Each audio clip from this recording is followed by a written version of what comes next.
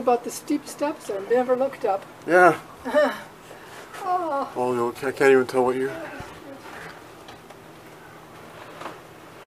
And I have a 25 Chevy Touring, but it was sold in 26, and its title is 20.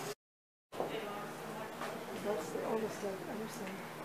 1913 Maxwell, made in 12. Yeah, it was pretty nerve-wracking pulling it back from Montana because the body, you could tell, once I took the mud skirts and stuff away, the whole wood just gave way. Now it's shifting, listing to the right, so she's pretty fragile. I had to basically wrap it and rope to keep it stable while I drove it back. So. I don't know her. And so right next to Linda's arm right now is the crankcase to the Maxwell. It's a cast aluminum crankcase and transmission housing together. And then the cylinders are cast in pairs, so down below. The magneto's there. Two of the cylinders should be there. The cover's there. So, it runs really close to the machines. And this still has the forward and reverse on it.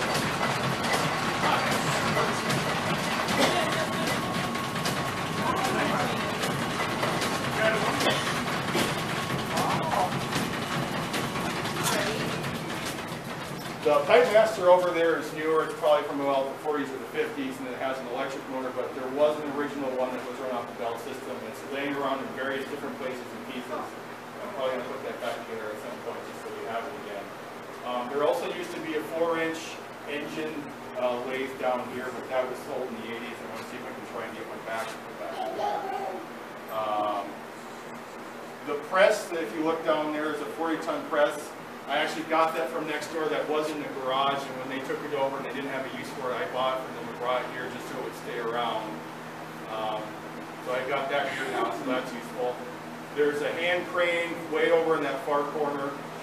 And then there's just various odds of machines and other stuff around. Some of this stuff has been here since Hansen's time, some of it's been here since Wally's time.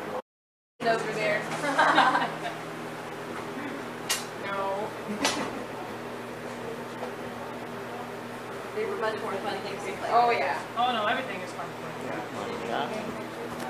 I don't have a